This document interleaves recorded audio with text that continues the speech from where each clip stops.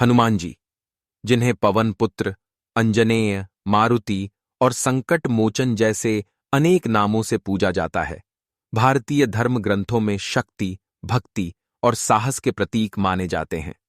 उनकी जन्म कथा अत्यंत रोचक, दिव्य और प्रेरणादायक है। पुराणों और रामायण के अनुसार हनुमान जी का जन्म देवराज इंद्र, सूर्यदेव, वायुदेव, शिवजी तथा विभिन्न देवताओं के आशीर्वाद से हुआ था। हनुमान जी की माता का नाम अंजना और पिता का नाम केसरी था। अंजना एक अप्सरा थीं, जो एक ऋषि के श्राप के कारण पृथ्वी पर जन्म लेने को विवश हुईं।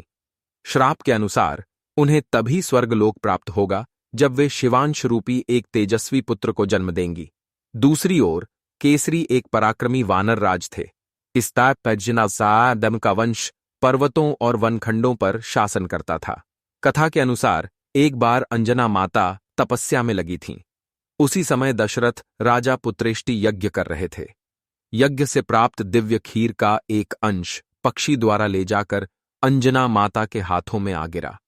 जैसे ही उन्होंने वह प्रसाद ग्रहण किया, देवताओं की इच्छा से वायुदेव ने उस दिव्य ऊर्जा को उनके गर्भ में स्थापित किया। इसी कारण हनुमान जी को पवन पुत्र कहा जाता है।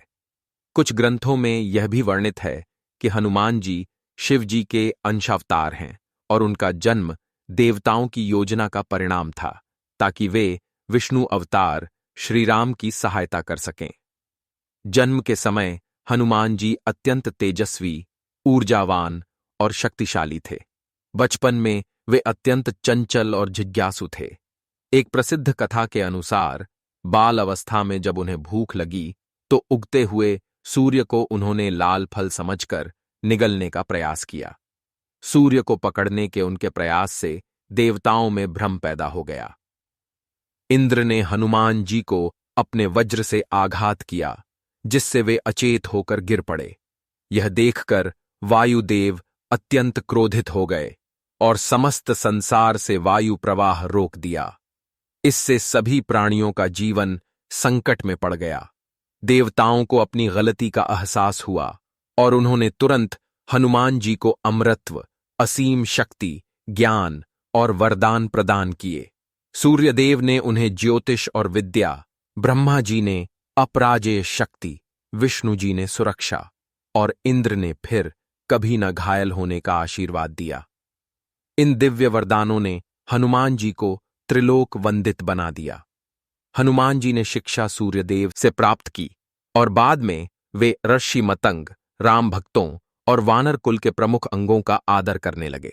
उनका जीवन श्री राम की सेवा और धर्म की रक्षा हेतु समर्पित रहा।